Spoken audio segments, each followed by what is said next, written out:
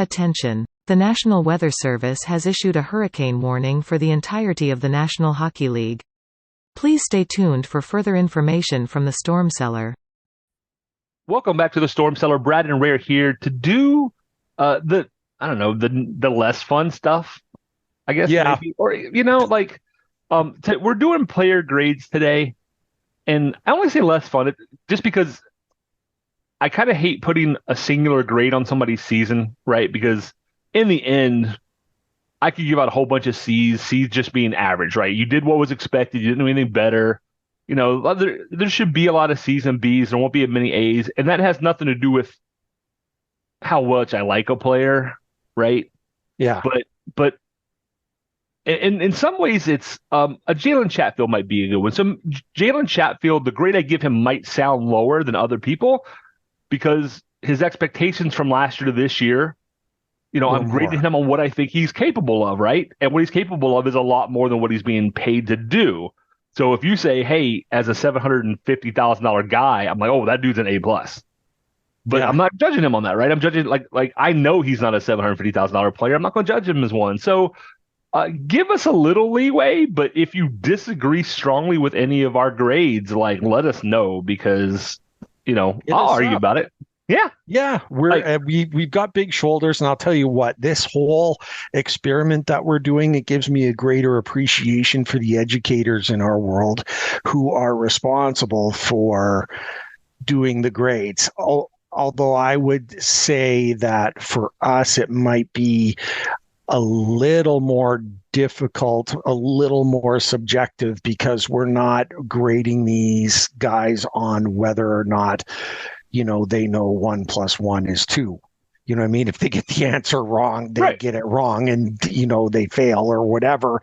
This is more about, what we saw, what our expectations are, everything. So, but shout out to the educators. They've got a tough job. And we're getting an example of that for what we're doing right now, or what we're trying to do.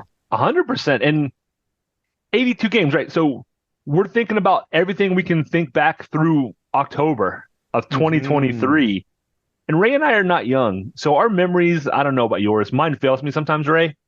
So at some point, somebody's going to be like, oh, what about this thing? I'll be like, oh, wow, that's a good one. So let's just see. I mean, I don't think anything's going to be wildly, off the mark. I don't think we're giving F's to anybody who other folks would say have A's. But let's find out. Yeah, I was just going to say, as far as memory goes, there's a lot of things that I tried to purge out of my memory from this hockey season. There's a month including at least, right? the West Coast trip that I was in Bermuda for, or Bahamas rather, not Bermuda.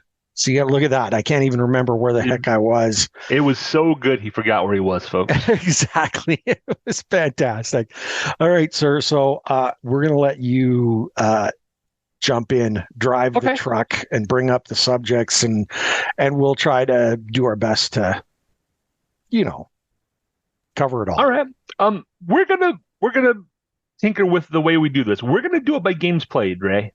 Okay. Starting with the skaters, we'll finish with the goaltenders. Sure. But by games played. So that way you're not going F's to A's, you're not going by points. Yeah. Dylan Coghlan plays one game for the Canes. It was a C, and once again, for me, a C means average, right? This is not the North American educational system where a C means you got to get a B or an A or you're not doing enough. A C just means, he stepped in, he played a game, he was a -2, but that's what I expected. That's a grade where other people might be, oh, that's a D. You play one game and give up 2 goals, no points, no penalty minutes, no hits. That's awful, but that's what I expect from Dylan Coghlan at this point. So, see? Yeah, I was filling a gap. He was filling a gap for the team. I think the only reason why he played, it was the last game of the season, as a matter of fact, that he played in. And I was at C-, but definitely C for him. No question. He filled the gap, and that was it. Warm buddy on the ice. Yeah. Yes. Nothing wrong, right? Yeah. We hop straight into another guy who had one regular season game, but is also our first player who played in the playoffs. And that is Maxime Comtois. I was impressed with him.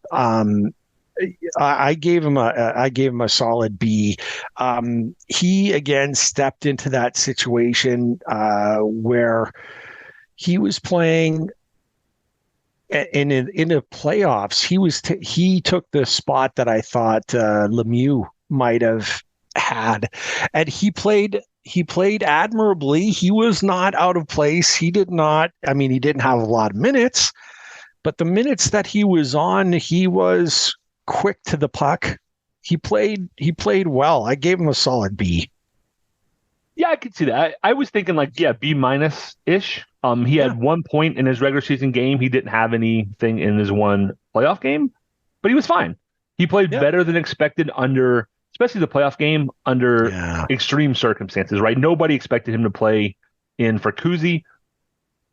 Still not sure why that happened. Right. Yeah. Still not sure what the whole deal was there. I don't know that we'll ever know. But to be a guy who I don't think was expecting to play and to come in and kind of hold your own, nothing wrong with that, right? No question. Caniac legend Callahan Burke, who played one game for us as a call-up on that dreadful West Coast trip. I almost don't want to give him a grade because it's kind of not fair.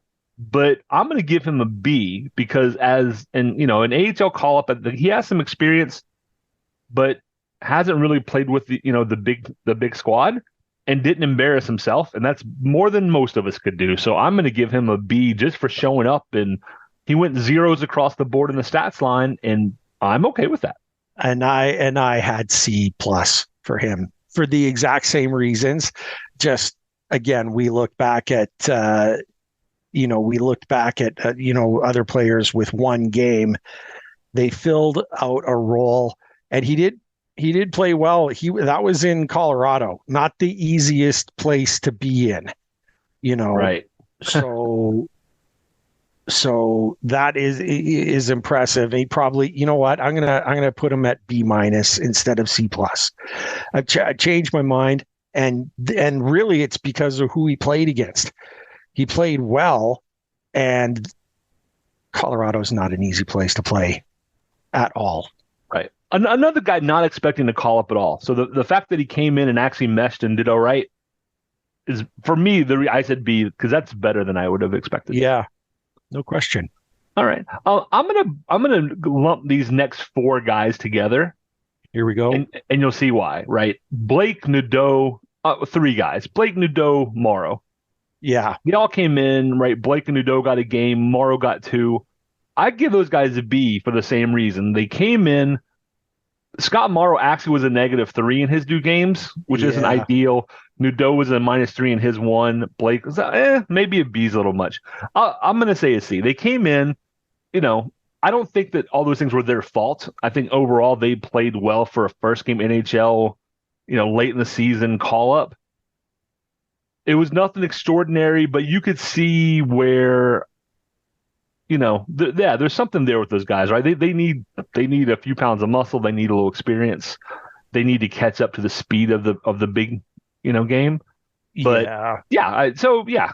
One thing I'll point out, I thought Nadeau, who even though was a -3 for plus-minus, he had a number of really good opportunities that really jumped out at me in that one game that he played. And for the other guys, you know what was really exciting about it? They all got their rookie laps, and you could see the joy that they had in the experience and the excitement. Now you could also see that they knew very little about the system, or it was just so much to put on them. They weren't going to know the system or play it especially, pinpoint accurate the way we expect, the regulars, right? But they were all right. And Nadeau jumped out at me. So for him, I had him at a B-. For the others, solid C+. They were impressive. kids coming out of the situations that they are, and they're going right into the NHL. Mhm. And we called it a throwaway games, but it's not throwaway games for them. Those are games that they're going to remember for the rest of their days. And so, yeah, it was exciting. It makes me think we've got a good future seeing them. You know what I mean? Our future is good for sure. Yeah, this will be the last time those guys probably get rated that low. I would think. Me too. Good chance, right? Yep. All right. Moving on to the guy I elected not to include, Vasily Ponomarev. Only played two games with us this year, but had a point per game. Gets traded away in the Bunting trade, which I felt bad about because Pano's, to me, a solid B+. Like very easily B+, A- territory. He's a guy who I thought we were giving one of the other guys away, a more future-driven prospect up. Yeah. For what we got in Gensel. So I was thinking Pano's like going to be a guy who's going to stick around. He's going to make the team, and we're going to see a lot of him, and then he gets traded away. But certainly I would say B+, A- kind of effort from him. I had him at definitely a B+. He was fantastic, and he picked up points in his first game, and he was flying out there. Like he was really. It's funny, those games where you see players for the first time, and sometimes you think maybe you're attuned into them. You're watching him specifically, maybe more than normal, but what he was doing made him stand out. Like he was ridiculously quick. He was in on the points. It was great. Definite B+. And it was sad to see him go too. I really would have preferred to give up someone else than him, but it got us somebody we wanted to keep, right? Yeah, that's the big thing. We were losing somebody we wanted to keep. The good news is, and we haven't really talked about this, I think, on our show, but the Hurricanes and Wolves, they have kissed and made up. Yeah. The Hurricanes are running hockey operations. Nice.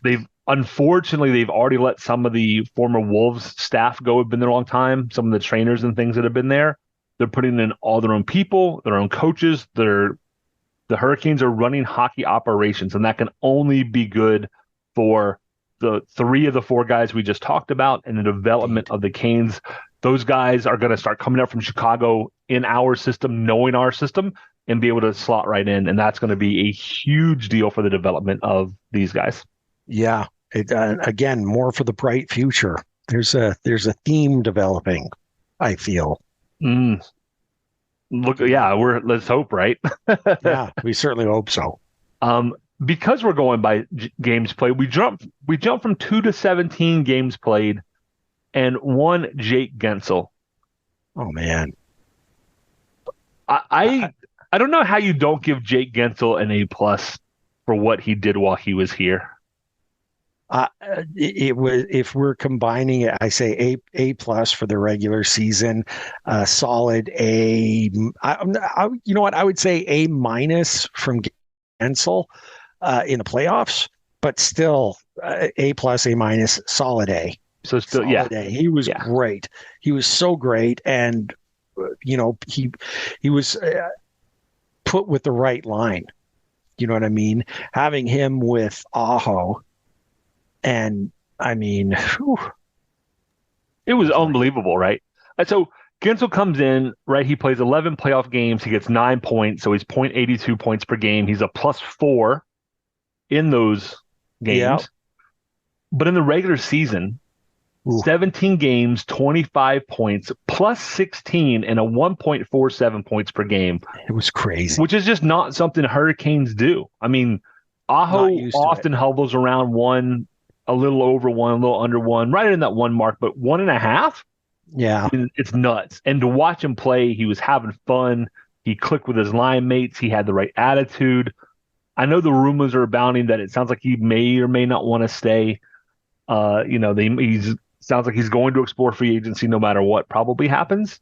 Yeah. So be it. I mean, don't be, as a Hurricanes fan, don't be upset by that, because we could offer him the moon, and if he doesn't want to be here, then he doesn't want to be here for whatever reason, right? Yeah. I mean, I also would not. Ray and I were talking about this earlier. We'll talk about this some later. I don't trust the national media guys when it comes to Canes coverage because they don't watch the team. They might have contacts, but they don't have contacts with the Hurricanes the way they have contacts with, the Rangers and the Blackhawks and the Red Wings because they're really in on those guys, right? Those are the teams that they make their money on. Those are the teams that have the millions and millions of local fans who are reading and consuming content. So when the national guys are like Jake Gensel's being shot for a mid-round pick, it might be true, but don't assume that means that the Canes haven't tried or aren't trying. If it's just not going to work, then get a pick for him, right? Yeah. Even Elliot Friedman suggested that Rod Brind'Amour thing was an issue, and you and I both know. You knew more than I did. I was just annoyed more than anything, but you knew there was nothing to worry about. And yet they still talked about it, right? So as though it was an actual issue, right? Yeah. I don't know. Yeah. So you're right. But Guentzel, man, we want to see him. We want to see him stay for sure. Here's the fun part, Ray. So right now, what's being reported is we're looking to Jake Gensel's rights, which expire July 1st or 48 hours after the Cup, whichever is first, whichever is later, which we know is going to be July. And it may not be July 1st cutoff date. I have a million other things in my head, but it's just the rights to negotiate with him until that time. If the team can't make it work, he can still go to free agency and re-sign in Carolina, and you get a free pick for not. You know what I mean? Absolutely. I mean, the Rod Brind'Amour case is the perfect example why I don't trust the national media for local issues. Yeah. If Ryan Henkel, if Corey Laviolette, if maybe Sam Previtt, if one of those folks is like, hey, there's something to this rumor, I'd be like, oh, there's definitely something to that rumor. Yeah, yeah. But us, the Surge Cast, Caniac Sessions, there's a bunch of Canes podcasters out there, and not that like we have like some cabal, like we're all talking behind the scenes, but like we all were like, yeah, this is not a thing. Yeah. Right. And Rod came out and said as much. He said, no, we basically had the deal ironed out back in September. We just had to like finish it up. I don't know why it got reported as anything other than that. Yeah. And Rod doesn't have an agent. So it's not like there was an agent trying to leak it to get more. You know what I mean? Yeah. So yeah. When the national guys talk about the Hurricanes, I don't listen. When they talk about the big market teams, when they talk about LA and New York and Chicago and Detroit, yeah, that makes sense. Yeah. But when they talk about the Hurricanes, wait till an actual Hurricanes writer from a non-news print in Raleigh says something, because even those guys tend to get things wrong quite a bit. So anyway, moving on. So Jake Guentzel, it sounds like from both of us, is at least an A, right? Yeah. I mean, fantastic move. Would love to see the guy back. But if he doesn't come back, the Hurricanes are only half that, right? He's got to want to be here. It's not always about the money. Rod Brind'Amour didn't go to Toronto because the money wasn't the issue. Players can have the same kind of deal. Johnny Gaudreau might be the best example of that recently, right? He goes to Columbus, which is the middle of nowhere as far as I'm concerned. Now they do have a good fan base. I'm not trying to knock the fans and everything, but it's Ohio. I mean, Ohio is like the most neutrally nondescript part of America that you can come up with. That's why like the Ohio accent is like considered to be a neutral accent because it's just nothing. Johnny Gaudreau could have won a bunch of places. He chose to go there. He had his reasons, and they weren't all green and 6x3. I mean, exactly. That's good anyway. Call. That's my rant. No, you're right. There you go. Evgeny Kuznetsov. He 0.35 points per game in the regular season. He played 20 games. He had 7 points. In the playoffs, 10 games, played 6 points. So he actually did quite a bit better in the playoffs. He did get scratched for a game. I don't think we'll ever really know why. Yeah. Overall, I'm pretty happy. I would say it's a B for me. Because coming out of the player assistance program, having all that time off, you could tell after like the first couple of games he had jump. Right. And then muscle tiredness and endurance kick in, and he looked a lot worse for a stretch. Yeah. But he hadn't played hockey in months, right? And we have him for one more year. So I think he's a B for me. I thought he came in and showed what he could be. He's getting a B from me because he showed he can be an A player. Like the first two games, the passes he was making and the things he was doing, if his teammates were thinking the way he thought, his line would have scored like a dozen goals in the first three games. Right? Yeah. So he's there, but we need consistency in that area from him. And then I think, I think overall that contract could work out. I know I've heard of buyout talk from some fans. I don't think you need to do that. We do have a glut of centermen in like the 3C, ish area, and we need to fix that. But Kuznetsov wouldn't be my first choice to go, I don't think. Yeah, Kuznetsov, it's funny. His play was B, but the excitement that he brought was A. He's all anyone could talk about when they brought him in.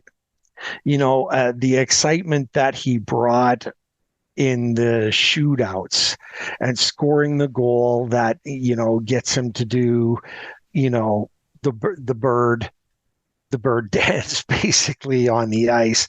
I mean, he just brought so much excitement, and the vibe was huge. The vibe was like A+ from the fans.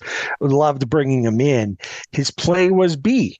And again, that has more to do with how much time he was away from the game.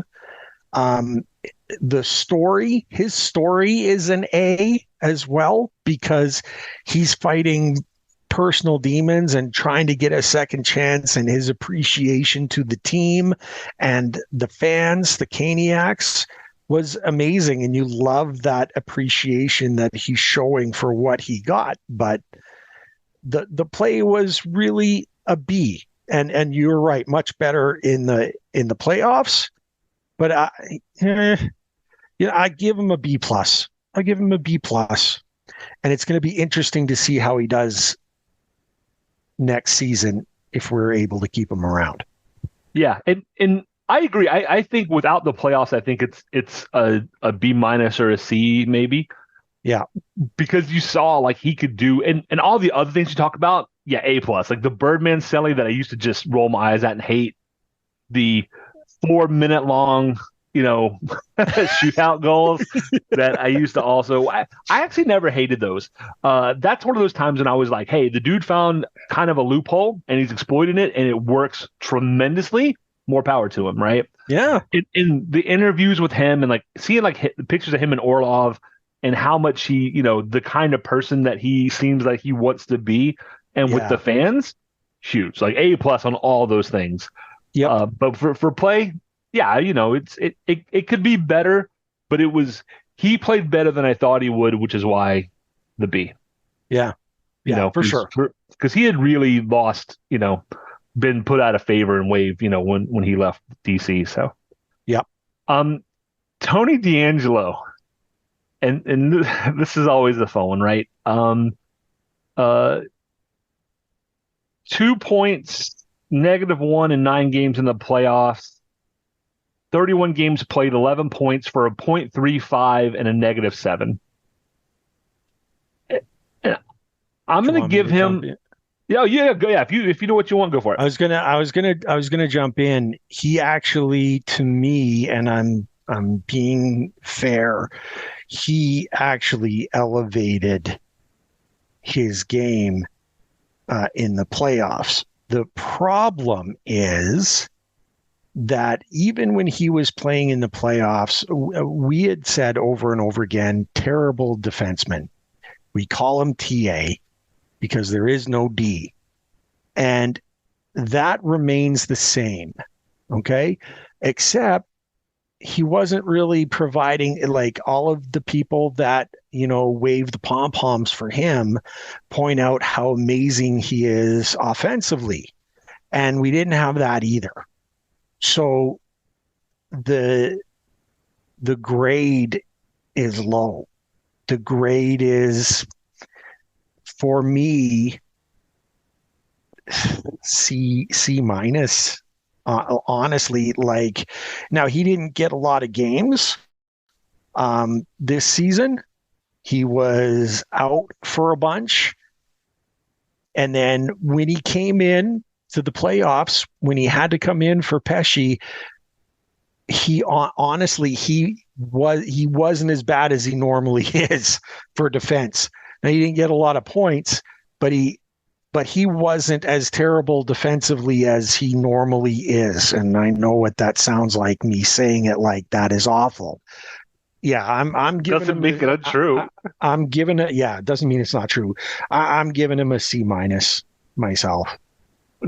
I'm knocking on wood. Hopefully, as his way out the door present to him, I'm giving him his D back. Tony DeAngelo gets a D for me for the joke. But it's only half a joke, Ray, because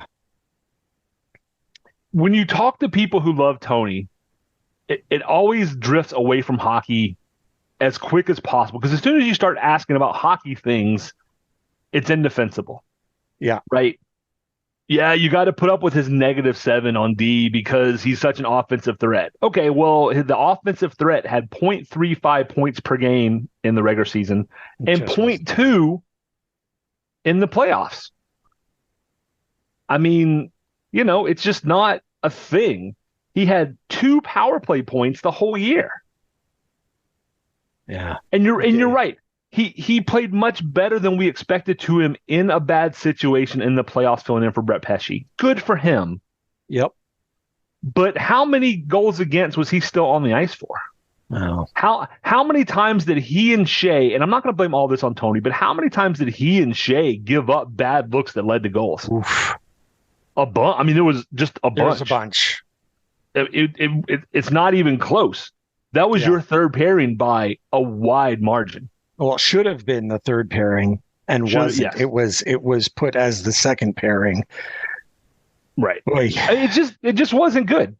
This is one of those. He's one of those people where I see people like, oh, I hope he's not bad next year. And I see other people are kind of like the people who tend to like Tony. Have been pretty quiet on it. I don't see how they can defensively be like, I can't wait. They need to re-sign him. Yeah. At league minimum, he's a defensive liability. There are other guys who can play defense. No question. Tony DeAngelo was washed. If he goes to another team and can put up 50 points, more power to him. I agreed. Good for him, but not here. So it's a D from me. Yeah, there you go. And fair. Totally fair. His podcast partner, Brendan Lemieux, is next with 32 games played. Now, for a fourth line grinder, he had, 5 points in 32 games. Did he play? I don't think he played at all in the playoffs. No, I don't think he didn't. Brendan Lemieux for me is like a C+, because I didn't expect much. I expected him to come in and be a tough guy when they needed it. And he did that a little bit, but honestly, not even as much or as well as like Jack Drury did. Yeah. But he wasn't really a liability. And honestly, not being a liability gives him a plus for me. You know what? And I gave him a B, a solid B. There you go. Every game that he played in, he provided a little bit of protection. He didn't take a ton of terrible penalties. He actually, in the games where he got points and stuff, where he scored goals, they were great goals. Smart hockey play. You could see the hockey player in him and not just a goon, or, you know what I mean? Not just, someone who, Yeah, I think a B is fair. I mean, it's, you know what I mean? Like he was great. I enjoyed his effort and the vibe that he brought, and he didn't look out of place. To me, it was a B for him. Absolutely. Yeah. And on a team that relies on skill and speed, that's not what he is. Yeah. And he was brought in, I think, to fill more of a grindery kind of a role. Mm-hmm. I don't think there was ever an expectation he was going to play a ton, and he did fine. So yeah, I think a B is fair. Yep. Andrei Svechnikov, who had a couple of bouts that kept him out, played 59 games, put up 52 points, a plus 13, right, for 0.88 points per game in the regular season, and then went 11 points, 11 games in the post. Andrei Svechnikov coming back from an MCL injury, Yeah. I think Svetch is an A, and I would border on an A plus. I don't quite feel I can get quite there with him, but for all the complaining about the bad stick penalties and not looking like he normally looks, like the expectations are very high with him. Yeah. He put up points and he played overall very well. I think there's still more gas in the tank for him. I'm going to say an A minus because I think he can still go to another level. And if I'm judging him against expectations, an A minus. He was close. If he stays healthy and keeps hitting people, he's going to do even better next year. Yeah, I put him at a B plus, and the only reason for that is exactly as you just touched on, just the careless penalties. That was it, where the emotion got the better of him, and he's got to be aware that and all of the referees would say, Raymond, you're full of crap. But here's the deal. They are watching him. He has got a reputation. So whether they will admit it or not, they are watching him to make those stick penalties in the offensive zone, and he doesn't disappoint them. He does it. And now I want to, based on the suffering that he went through, I want to give him an A plus, because coming back from a knee like that is just, it's awful. Yeah. You know what? I'm giving him an A minus. I'll give him an A minus. I changed from B plus, A minus, again, because 59 points. Sorry, how many points did he have? 52 and 59. So, you know what? And coming back, yeah, that's definitely A country. But man, the penalties hurt him so bad.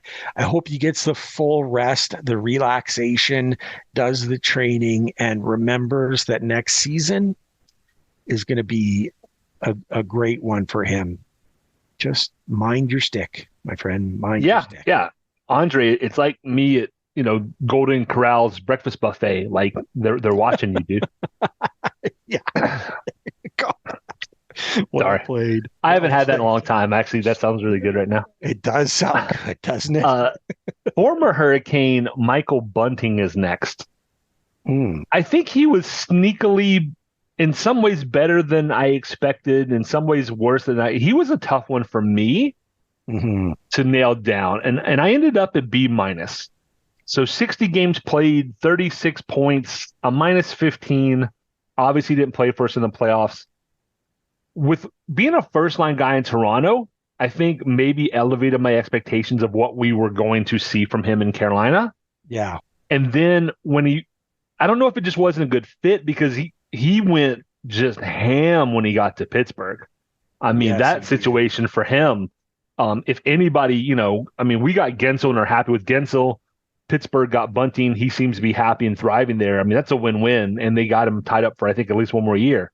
Yep. So a B minus for me, because I thought he would be a good fit here, and I think maybe it just wasn't quite it. I feel like he was one of the guys Rod was talking about with the didn't buy in, and it's fine. It's not everybody's style of hockey. Not everybody's going to play it, but I think he did. I mean, he did give us something, right? I think he played well. He stuck up for his teammates. Like, he was in the middle of scrums when things went, south. And so I'm not unhappy, but coming from Toronto, I think I expected more out of him. So, but a B minus for the time he was here. And I would put him there as well. B minus, definitely, just for the lack of being able to, adopt the system. I think had he bought in, if he was able to thrive in that system, he could have been that guy in the A level for sure. But there was just too many times out of position, not where he needed to be defensively. It brought him down. B minus. Yeah, he kept following guys behind the net. Like he kept getting too low for some reason. Yeah. So I mean, I appreciated that he would go to the front of the net. I mean, that's what we really needed and wanted. So he was doing that, but just the result wasn't there, and I expected more. This might be a situation where his grade is more based on what we expected than what he was giving. You know what I mean? Yeah, I think that's fair. That's probably it. Fan favorite, maybe former Hurricane Brett Pesce comes in at 70 games played. 13 points, a +10. He played, I think, 2 games in the playoffs. Brett, for me, another one that's kind of tough because he didn't have a great season, in my opinion. No. If anything, he hurt his potential earning, power. Yeah. He's another B- guy. He still was a shutdown defenseman, but not like he has been the last few years. And I don't know what to attribute that to. He's still Brett Pesce. He's not that old. He was paired with Brady Shea, who was having a career year last year, who did very well this year. So I don't know, but another B-. Like I expect more out of Pesce than what we got some of those games, because when he and Shea were not on, they were brutal. Like they were, on a scale of 1 to 10, they were 1s and 2s, or they were 8s and above. They were never 4s and 5s and 6s. It just, I don't know what the deal is with them, but yeah, some of the worst games that the Hurricanes had this entire season, Pesce and Shea as a partnership were among the the villains, I guess. The reason why, that's a villain isn't the right word, but it's the reason why the game went as poorly as it did. He's a B- to me. Again, I think the injury was that he had in the regular season, and then the injury, I mean, it just hurts him so much. And he wasn't at full 100%, I think, all season, to be fair. I mean, I'm giving him the benefit of the doubt, but definitely a B-. Yep. All right. That's Jalen Chatfield, 72 games played, 22 points, a +15 in the regular season. And then in the playoffs, 11 games, he had 2 points. But so he starts the season on the bench. Mm-hmm. He comes in, he shows you that he's got wheels, he shows you that he's good positionally, he shows you that he can get to pucks in the corner and dig them, right? He can come away with the puck. I know I'm a huge Chatfield guy, but yeah, I think this is a B+ season for Chatfield. I think he did really well. I think that there's still more there, but some of that might just be an age and maturity thing, right? I think some of it might be my expectations are very high for him, and I think he's got a higher ceiling. He's one of the people who I think the Canes should try and re-sign. He's also one of the people that I think is most valuable to other teams, where somebody may overpay him and snatch him away because they just, they give him an overpay. This is going to sound like I'm challenging you for the presidency of the Jalen Chatfield fan club. I give him a solid A. All right. And the reason why I give him an A, frankly, is he is the reason Orlov turned around. That pair, Orlov struggled terribly with the partners that he had before. When you say 777, it's not Boeing necessarily that scares you. It's that pairing. And when Rod went to Chatfield and paired him with Orlov, automatically Orlov became better and grew in strength and ability and everything. What Chatfield brings to the table is speed. He very rarely makes bad defensive mistakes. Very rarely does he pinch improperly. Very rarely. That's a solid A to me, for sure. and the reason why we desperately need him signed. I really want him signed. Like, he's one of the top guys. I think you pay him as a second pairing guy with Orlov, and then you fill in the third with Morrow, and if Pesce or Shea come back, great. Yeah. And if they don't, then you have a plan. You're paying Orlov like $8 million a year. So put him in the second pair, and you know that he works well with Chatfield. Make that happen. There you go. To me, it's a no-brainer. Yeah, absolutely. Jasper Fast is next. 73 games played, 19 points. Obviously, he is still in a neck brace, so he's still that last game of the season is just. Well, I don't know. I mean, it didn't sound serious. I mean, we didn't hear of any like a broken neck or anything, so I don't really quite know what's happened. Just a neck strain. I don't know, but yeah. I mean, that's got to be some neck strain, for a month, over a month at this point. But Jasper Fast, to me, comes in, does his job. He's not flashy about it. He tends to shut down. I don't know that he was as good this year as he has been, but I think not having him in the playoffs show how valuable he is. Mm-hmm. So I'm going to give him an A- because I think he was a missing piece in that top 9. For me, I looked at him all season, and I had him. This might be the farthest apart that we are. I have him at a B- myself. Just not everything from Fast that I expected. And again, he's one of those guys with that, in that third line, you always put them as as an A or A+ because they are great at what they do and shutting everything down. This year, he wasn't as good. He wasn't as quick. And I don't know. I mean, it's unfair to say, that he's stepped back a little bit. This was not his best season. And I had to put him at B-. And that's not to say that next season he's not going to be able to turn it around. He gets the rest and recovers and gets into the good. Let's get him going. You know what I have a hard time doing? In my head, I try and compare Fast and Niederreiter. Oh, yeah. And it's not fair because Niederreiter, in my opinion, is a much better player. And that's one of the things that I sometimes struggle with. So I may have graded him high because I went, don't fall into the Niederreiter trap, right? Yeah. If Niederreiter's an A in that position, what is Fast? I'm like, yeah, but that's not really the comparison, right? Unfair. Yeah. The next guy for me is an easy A. Jack Drury, 74 games, 27 in the regular season. And then Jackie Boy comes in with 5 points in the post. He fights for his teammates. He sticks up for guys. He battles in the corners. He'll go to the front of the net. He does pretty much whatever you ask of him. We kind of said earlier in the season that he probably caps out as a 3C. Mm-hmm. And I'm okay with that. And Jackie Boy is one of the, glut of centers we have in the kind of bottom 6 center role. But if I can keep one of them, it's probably Jack.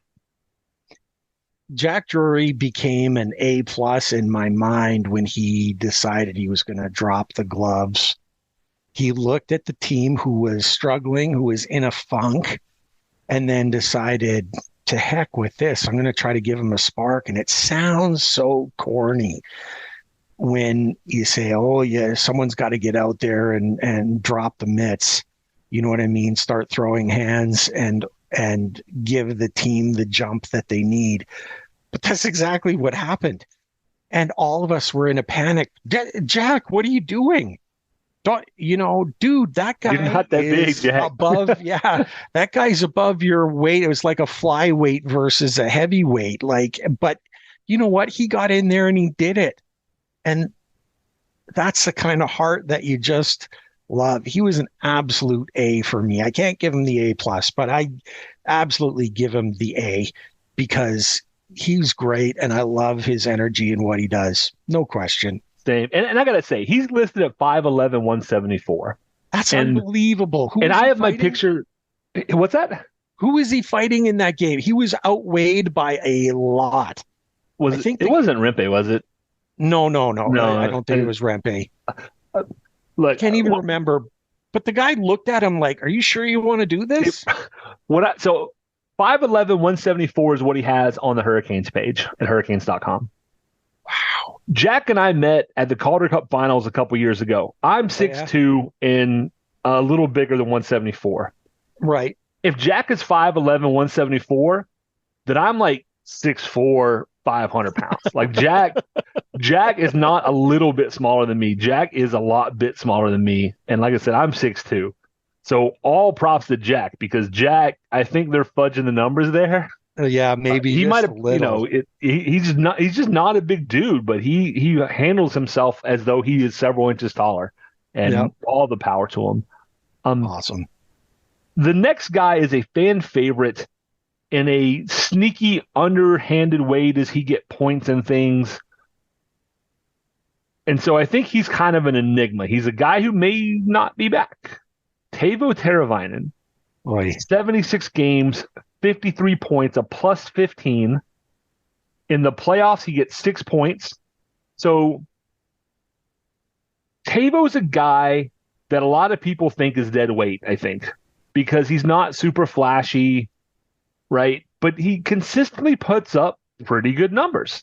And he consistently is very good defensively. And he consistently is very good playing with guys like Aho or Svechnikov.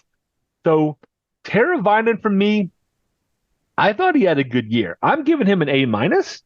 I thought, you're not going to see as much about him. He doesn't like to talk. We kind of, make fun of that a little bit because he's just kind of a reserved guy. Sure. But he does his job very well, consistently.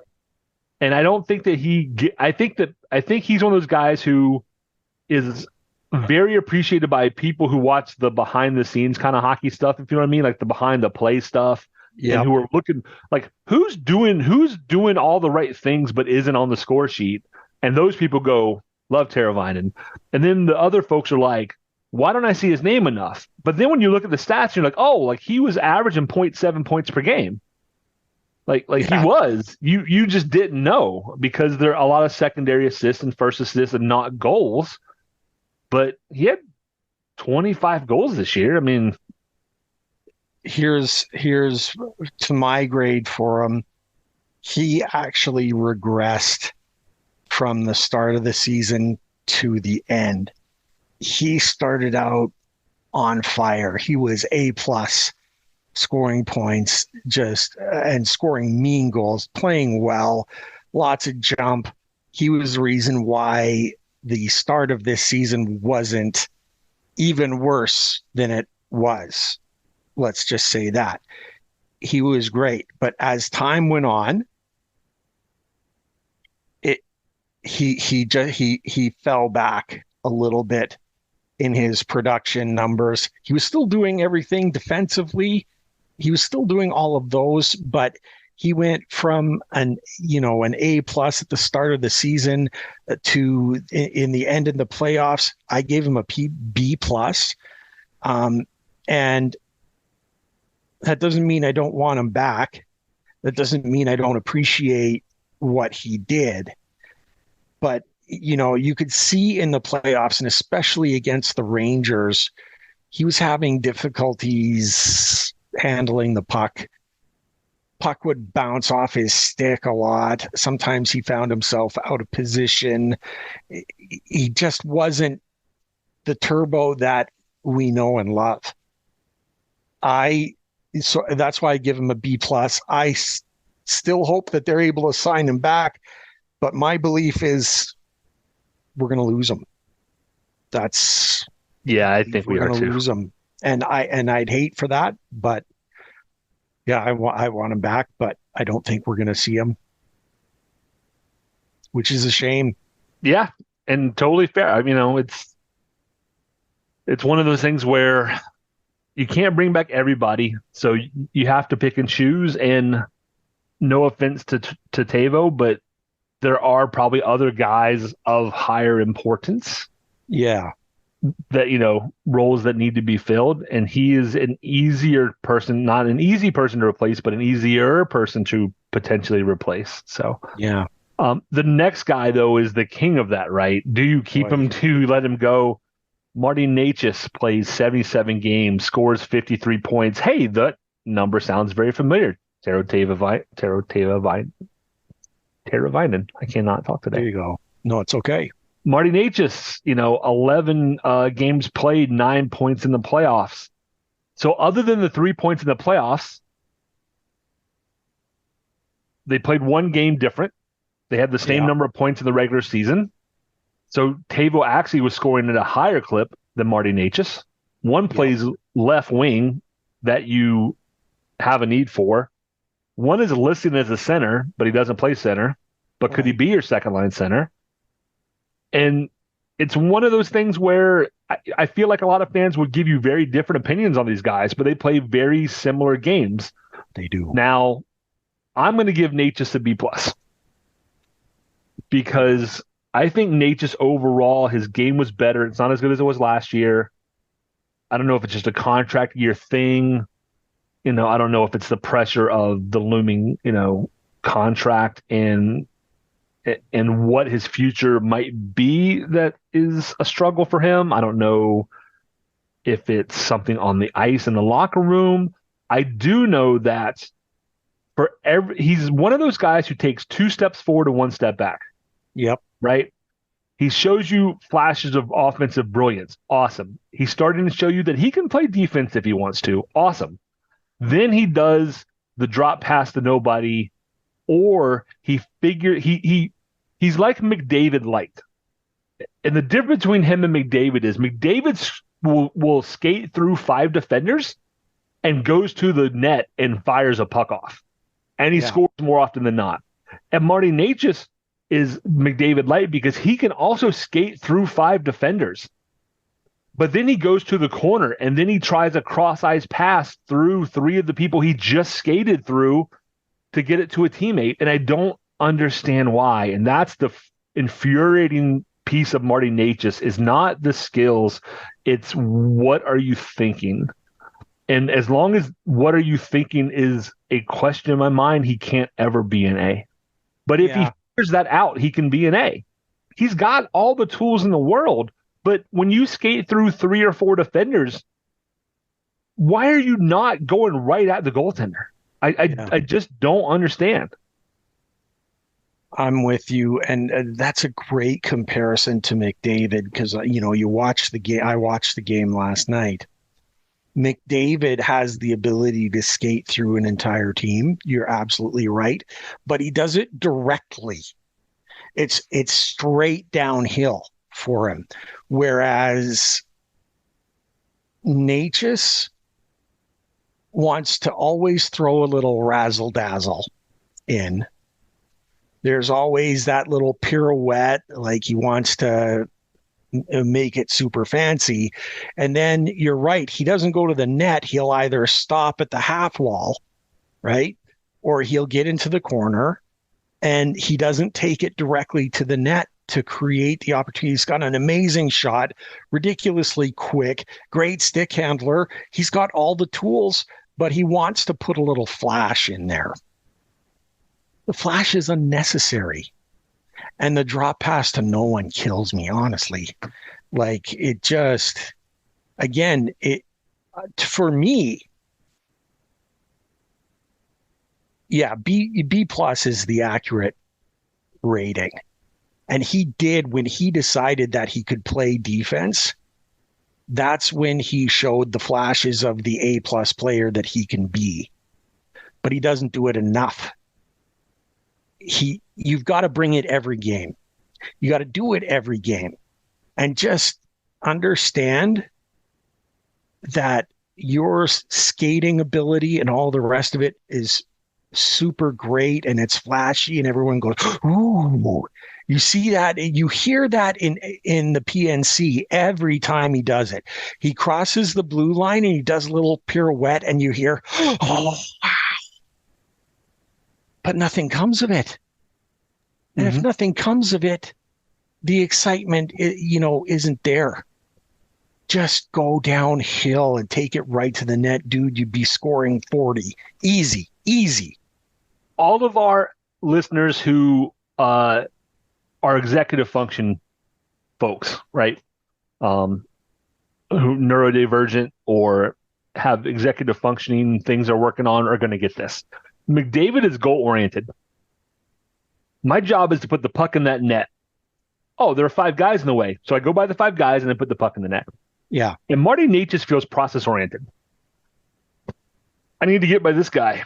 Awesome, did that. Need to get by this guy. Awesome, did that. Need to get by this guy. Did that. Awesome, And then he gets to the end, and now he's 5 steps in, and he's thinking, ooh, what was the point of steps 1 through 5? I don't know what step 6. I forgot step 6. Well, and he doesn't have the instinct. Like you mentioned, when he crosses the blue line and everybody takes the inhale, in Oiler country, it normally ends with, yeah, the huge. And in Carolina, it often ends in, yeah. And it's frustrating. It's the most maddening thing to watch. But because it's the most maddening thing to watch, I think that's another guy who the Carolina Hurricanes might end up trading for either a number 1 goaltender or a true second line center. Yeah. Because another team is going to go, we can fix that. And I don't know there's anything to be fixed, right? I think that's just Marty being who Marty is, and there's nothing wrong with that. Yeah. But I don't think it's just Rod's system. I've said many times, I thought, is Rod's system stifling him? But Rod's system with Natchez and Gensel this year was more flexible. We saw that. They were able to be more creative, and we still are seeing the gaps. So not that Rod's system maybe isn't some of the solution, is to get him into a more free-flowing place. But I don't think just a move is going to right all the wrongs. And he's still a good player. Like we both, I gave him a B+, and what'd you say again? It was I say B+ too. Yeah, like he can be an A guy, but what's it going to take? And I think it's going to take him accepting the fact that he needs to play. He needs to watch Ted Lasso and decide he's going to be Jamie Tart, right? When he gets the signal, when he looks at Rod or whatever coach he's playing for, and he gets the signal, and all the Ted Lasso fans know what the signal is. It's time for selfish hockey, right? Yep.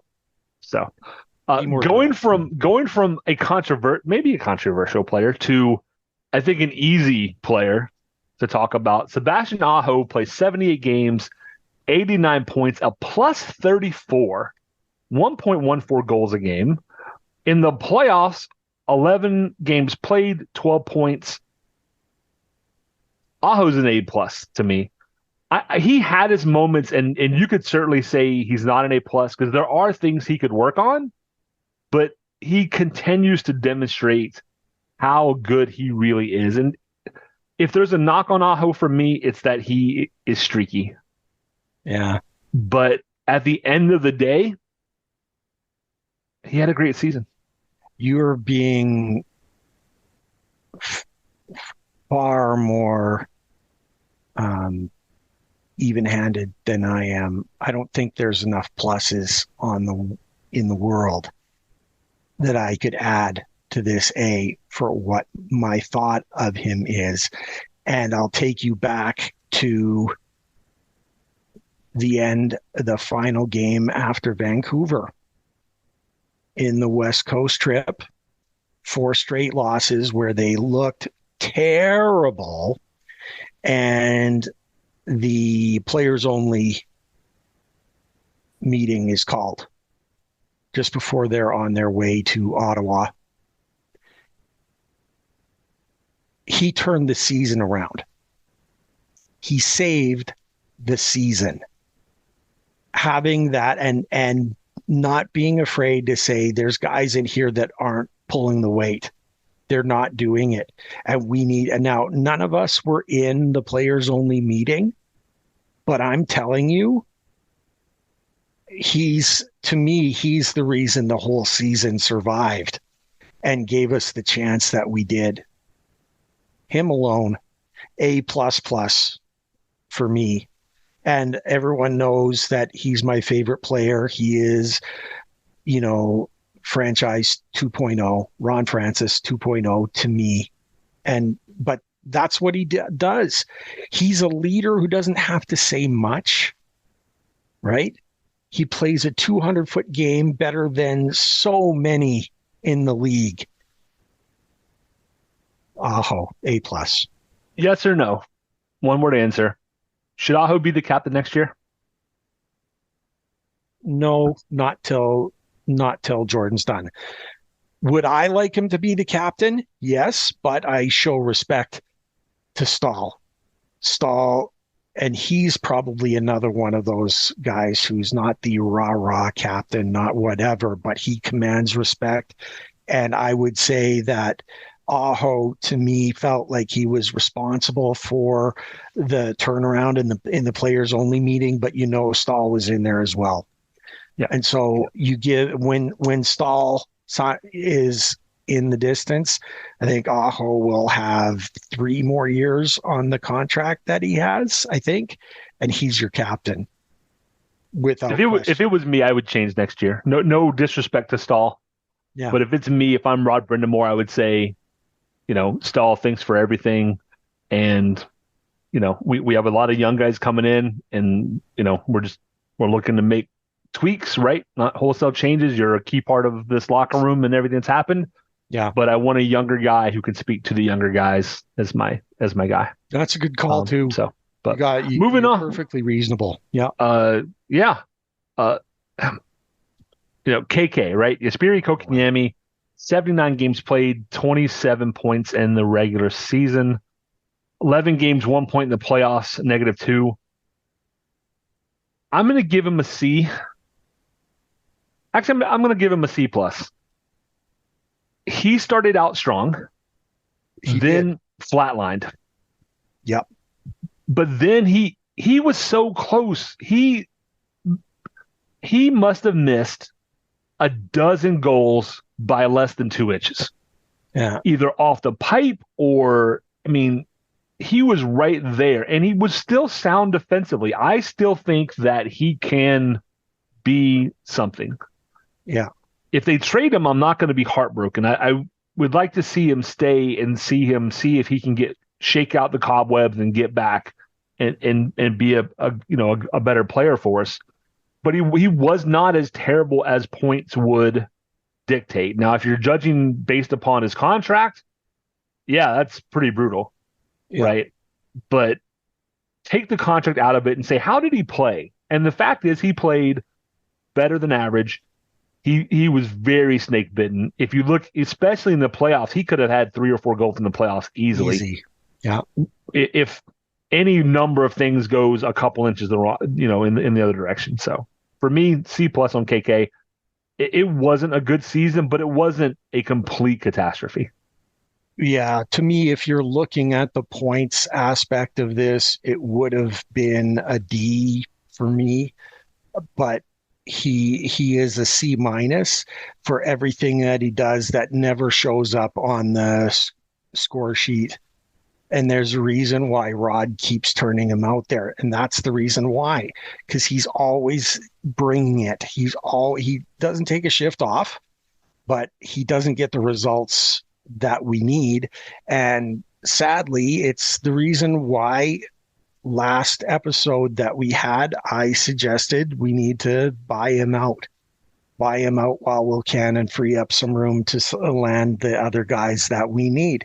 It's not that I don't want him back. It's not that I don't appreciate him. It just wasn't enough. And for the team's own benefit, we need to buy him out, and it will be a shame because I love him. Yep. And his buyout this year is 1/3 of his contract, and his buyout next year would be 2/3. And that's why all the rumors are speculating. Yeah, C- just for me. Because we're running long. Jordan Staal, 80 games, 30 points in the regular season, 11 games, 2 points, I think, in the playoffs. Not Jordan's best year either. He actually defensively regressed. He did. He's another C+ for me. I thought he wasn't terrible, but this was not as good of a Jordan Staal as we've seen in the past, and he looks a step too slow. I have him at C for all of those reasons. Exactly. He's a straight C for me. Oh, all right. Brady Skjei, 80 games, 47 points, a +15 in the regular season. Then you get to the post, and he goes 9 points in 11 games and has a terrific postseason. Brady Shea was a tough one for me. I gave him a B because my expectations for him are high, and overall he delivered, but he definitely felt like he disappeared at times. And this goes back to the same thing we said with Pesci, who we both gave like a B minus. I thought Shea was a little better than Pesci throughout the year. He obviously had to play alongside D'Angelo in the playoffs, which was an adjustment, and he didn't look as good with D'Angelo as he normally looks with Pesci. But still a guy I would love to have back at the right price. He's a B plus for me, and the reason for this is he actually elevated to the B plus in my eyes based on his performance in the playoffs with the partner that he was with. He was still able to put up those points. He was really terrific. Yeah, he was a B plus for me thanks to his efforts in the playoffs. No question. Beauty. Stefan Noesen. Every time I know it's Nazen, and then my brain says no, it's Noesen, and then my brain speaks before it says Nazen. Every single time. I know it's Nazen, Ray. I swear I do. I know you do. Oh my gosh. 81 games played, 37 points, plus 13. He had 4 points, and all 4 of them were goals in the playoffs. Yeah.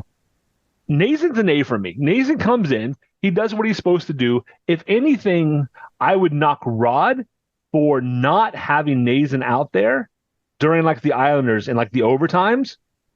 Like the one guy who's actually going to the net and trying to score goals, and you basically sit him for the third in overtime, and I don't understand why.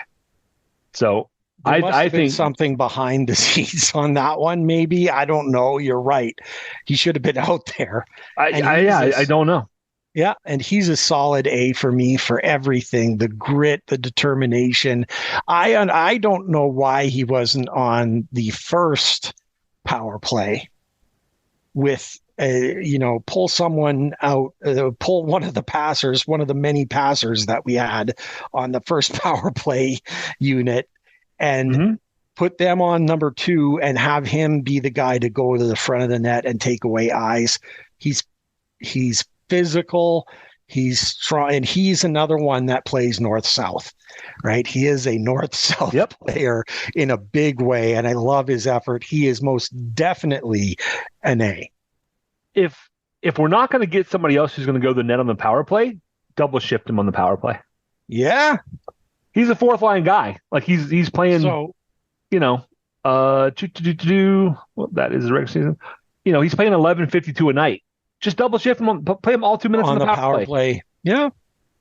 That's not a bad idea. Like his job is to stand there. Like will he get tired getting pushed around some? Yeah. But are you going to score more goals? Yeah. Oh yeah. I don't know. Question. Jacob Slavin plays another 81-game guy, 37 points, plus 21 in the regular season. We get to the playoffs, 3 points in 11 games. Slavin, I didn't think looked as good. I feel so. Slavin's an A, right? I don't think he was the best defenseman in the league this year. I think that might have been somebody else, but he was still there. And this year, I felt like he was having to carry Burns more than he should have needed to. So if I look at them as a pairing, I would give him a lower grade. But I think if I say, look, for all the times that Burns looked like an old man on skates, which is what he is, Slavin did really well covering for him. I think he earned an A. He's an A plus for me for that exact reason. He's as steady, and he's just to me,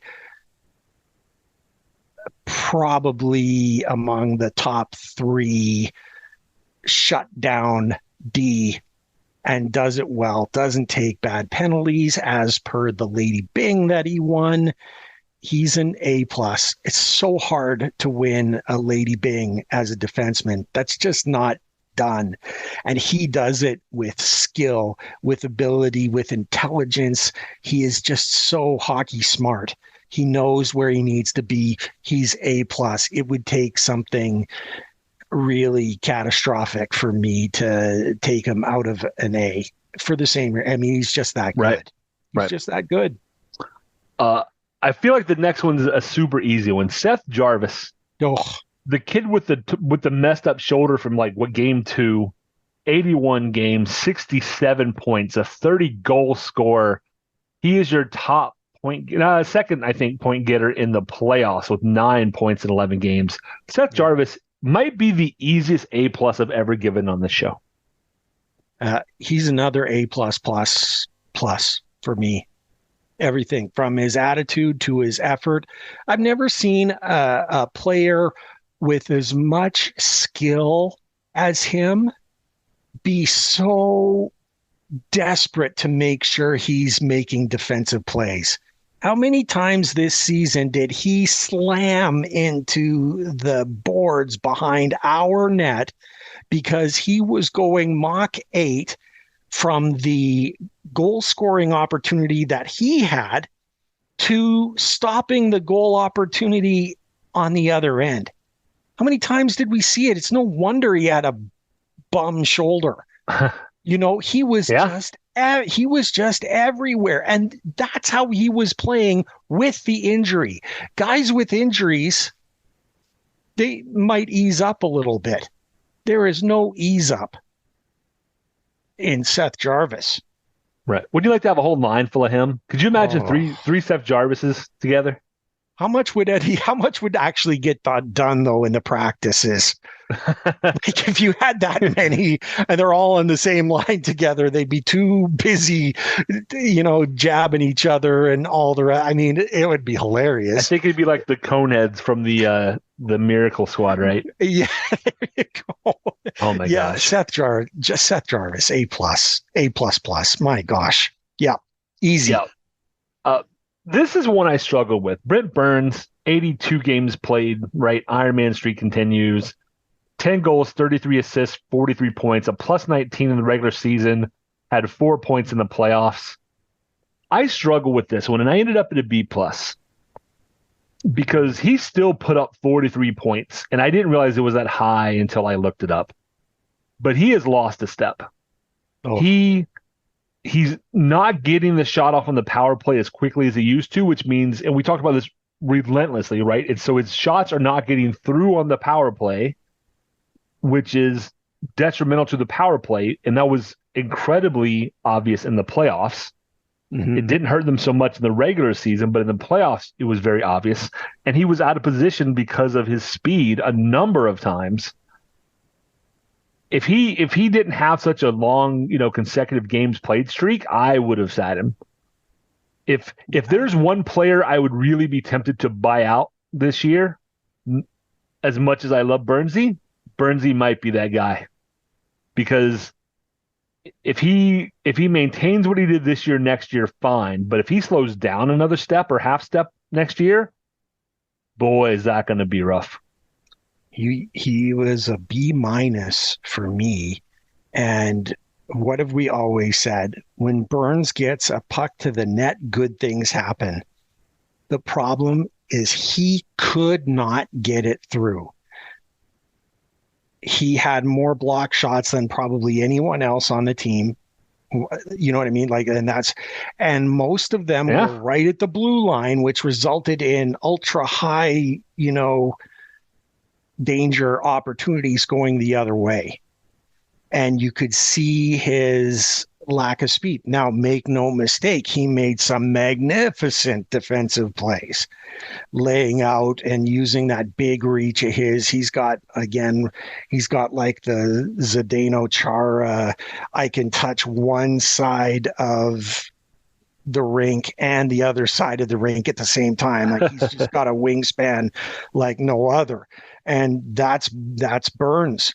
And he's got effort and he works hard. And there's so many things, the intangibles that he brings. But if he can't get the puck in and on the net on those shots, he's always turning back and trying to skate as hard back as he can. And it just ends up being bad news the majority of times. He was a B- for me this year.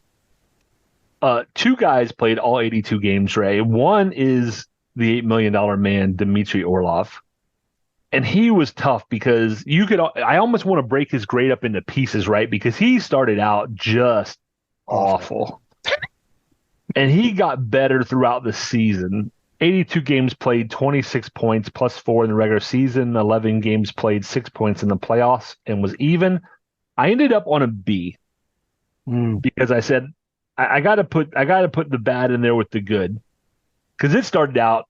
I mean, I've given one D out, and he might have been a second one.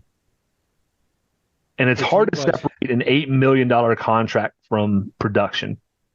Because when you give out an $8 million contract to a defenseman, it's because they can put up points in addition to being good defensively.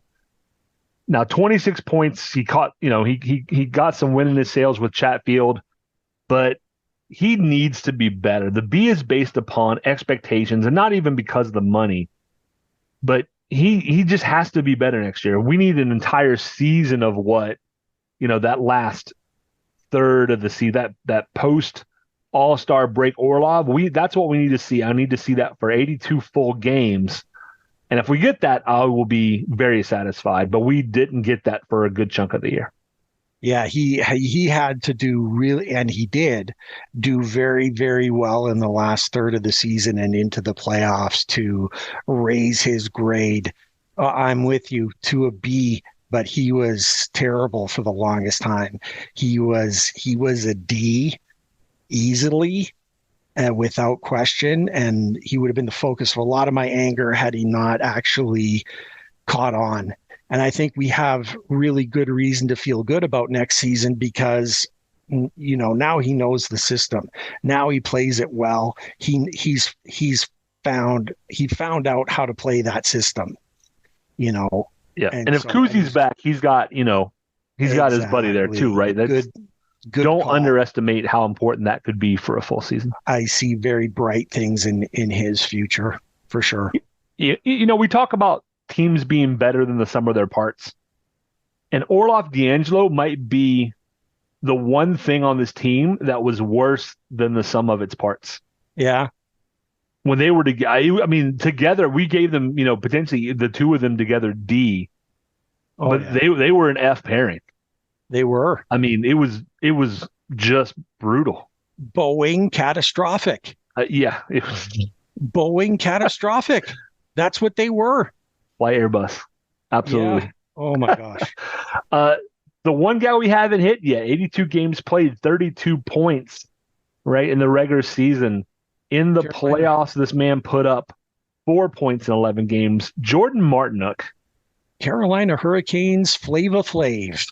I gave Martinook an A because I was low on him, and then it sounds like maybe he really was hurt those first couple of years. And the last 2 years, he's been much better. He is a heart and soul guy. He does what's asked of him. If there is a lunch buckety guy that you should pull for on the Hurricanes, it's Jordan Martinook. And he goes out there generally and does whatever's asked of him. He's not going to be your best player, but he's also, I don't think, ever our worst. No, he is an absolute A, and also potentially not with the team next season. Yeah, I think of the guys available, I think he is more likely to give the old hometown discount. Yeah, he'll take a hit. And I think he's also the guy who probably earned a little extra. We're going to overpay a little bit to keep you if the term isn't exceptional. Yeah, I agree. Everything about Martinook, he's just one of those guys that I just absolutely love to have on the squad, who works so hard. I mean, man, he's definitely an A. No question. No question. Yeah, I feel that's it. I'll tell you what, Ray, let's call it 5 minutes left. Like we're running long today because that's a lot of players to get through. Right? We had 29 folks. I did not get to watch the game last night. My son was swimming in a swimming competition yesterday. He got a silver and a gold. So super proud of him. But it also meant that we were up and out of the house early, and I was exhausted by the time the game hit. I got home, turned on the game. It was 2-0, and I said, "Yeah, I think this one's done." And I didn't watch anything live. So your opinions of game one and how that might dictate how the series is going to go in like 3 minutes.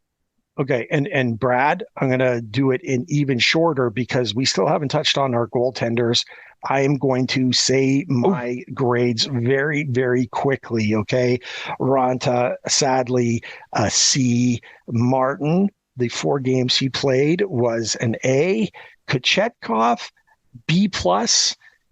Freddie, B+ again on the whole thing. And that's the reason why we didn't make it to the Stanley Cup final, because goaltending always, always, always has to be an A. Has to be. Oh, and man, I totally forgot about our goaltending. So you said a C for Ranta? Yeah, C-, actually. A C-. I would give Ranta a C. He didn't play well. You're probably right. C- because he was below expectations at this point. Definitely. For Martin, I'm sorry, you said I said an A. Just the 4 games that he played, you got to give him an A. He was great. I was in attendance when he shut the Bruins down at the Garden. Made us happy. He gets an A on that alone. Kochetkov, you said it was a B+ for me. A B+. I thought Kochetkov was probably a B or a B+. For the same, he's capable of more, but I think he wasn't given opportunities late in the season when he should have been, because they were trying to get Freddie to work, and I think that was the wrong thing. And then lastly, you said Ranta was Freddie Anderson was Freddie Anderson, another B+. Yeah, and I'm giving him another B, and I agree with you. We need an A goaltender in the playoffs. I don't think Martin is that guy. I would be happy to. So we know Anderson, Kochetkov, and Martin are back unless there's a buyout. Right. Ranta's not coming back. The Hurricanes need to do something in goal. And by something, I don't necessarily mean they need to make a move, but either Anderson is lights out and he's an A goalie next year, or Piotr's your number 1 and Ranta's, and I'm sorry, I keep saying Ranta, and Anderson's the backup. Right? It's time to move ahead. With that. It's time to start moving ahead. Give Piotr the workload. The kid wants it. Get him as much experience as you can in the regular season. And in the playoffs, you ride or die, I think, with him.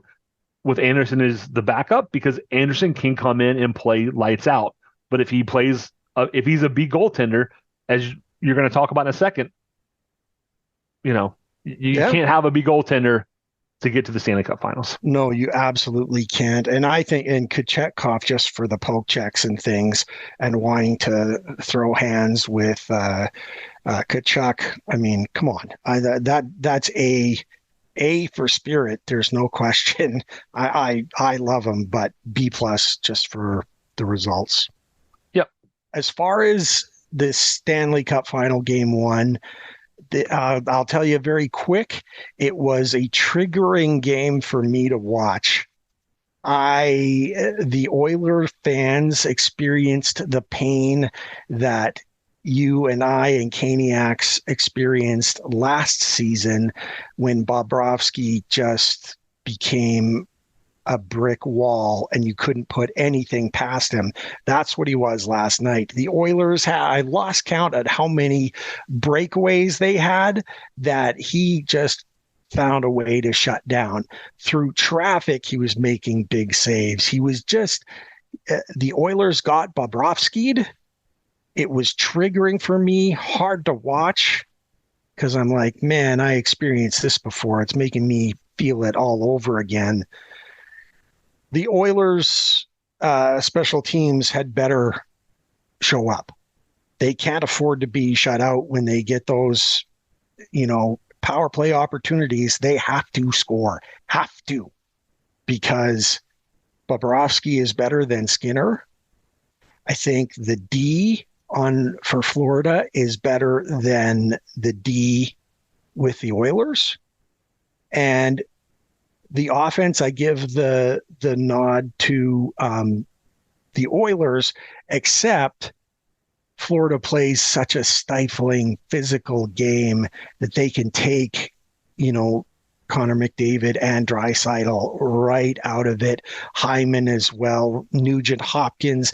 They've got a lot of options and opportunities to score, and they're great. I just it's a way different game. The Oilers are experiencing a team that they haven't seen in all of the West Side. Absolutely. Like the West Conference is just, they play different than Florida does, and they're on their way. I still think it's a 7-game series, but the Panthers are going to win. Man, if the Oilers lose in 7 again, that's going to hurt. Like, lock your door. I mean, I know you're not in Edmonton, but like, you're close enough, right? It's going to hurt. But real quickly, because I didn't watch the whole game last night.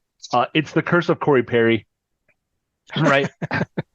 They had Phil Kessel training in Edmonton and then didn't sign him. They signed Corey Perry. Evander Kane is a -1, no points on the board, right? You're relying heavily on Draisaitl and McDavid and Hyman. On the defensive side, we talked about this early. Darnell Nurse is making $12 million this year, and that might be the worst contract in the league. It probably is. I've said for years that Darnell Nurse is the second best hockey player in the Nurse family right now, and I think if I'm Edmonton, I would straight up be like, can we just like have Sarah put on Darnell's jersey because technically she is a nurse and just see if anybody notices because that's going to be an upgrade. My goodness. Bobrovsky picked the right week to pencil in his yearly I'm going to do insane things, right? Last year he was a couple of weeks early. This year it seems like he nailed it down. Yep. I don't think it's going 7. I think Florida's going to win this. I think you're right. The Oilers have not run into a team yet that is as big and physical and kind of nasty as the Panthers, who can also put up goals and who have good goaltending. I've said for years, you're not going to win with Draisaitl and McDavid and nothing else. Adding Zach Hyman, great. Adding Corey Perry, he's cursed. Terrible idea. Relying on Stuart Skinner to be your goaltender is like the Hurricanes relying on, the Anderson Kochetkov and not really trusting, that's what needs to happen, right? It's just not going to be enough, I don't think. So I think the Panthers are going to wrap this up in 5 or 6. Yeah, Skinner was sensational against Dallas. Very, very tough task. And the games that he played well in were great. They were able to get a victory because of the special teams that the Oilers had. But now he has to be great all the time because even if the special teams aren't there, but he's still playing a great game, as we saw last night, they're going to lose. Yeah, I think it was 2 goals and 5 shots for the Kitties. Yeah, they did. Yeah. Yeah, even if your special teams is playing great, if you give up 2 goals on 5 shots and you're basically starting the game down 2-0, you're just killing yourself. And as Canadiens fans, this because we give up a lot of first goals.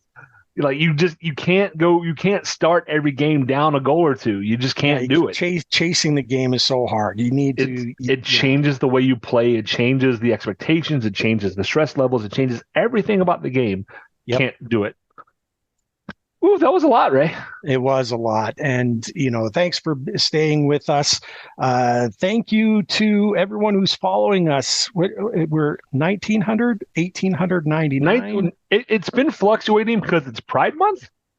Oh, okay. And I'm perfectly happy with that. So, yeah, I'll we support all hockey fans. And as we've often said, hockey is not for everyone, but it should be. And anytime I make one of those kind of posts, we seem to lose 1 or 2 and gain 1 or 2. So I'm all for quality over quantity. Quality over quantity it is. Thank you for following us. We appreciate it.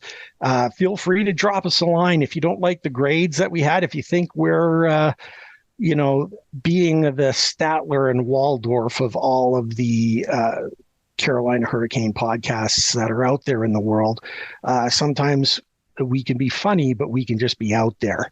So if you have an issue with us, take it up with us. We both have very big shoulders and we can handle it all. And you reach us by contacting us at Stormcellar97 in virtually every platform that there is.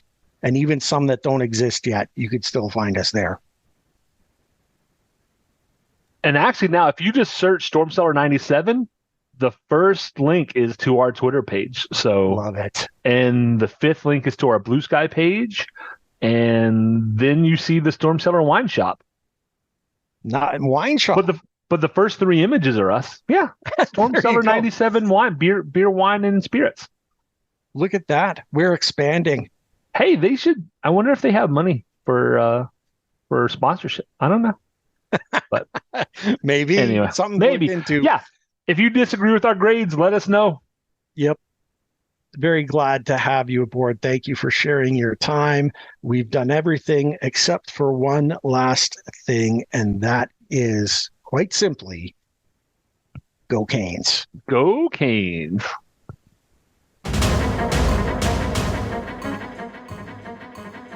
Thank you everyone for tuning in. Ray and I greatly appreciate your support in helping us produce an informative and fun podcast. As always, we'd like to say that we believe hockey is for everyone. Whether you're a Caniac or a bunch of jerks, doesn't matter, as we're just a couple of jerks anyway. We would love to hear your questions, comments, and suggestions. We will do our best to answer anything hockey related. You can reach us via email at stormcellar97@gmail.com. On Twitter, we are at stormcellar97, and on Facebook at facebook.com/stormcellar97.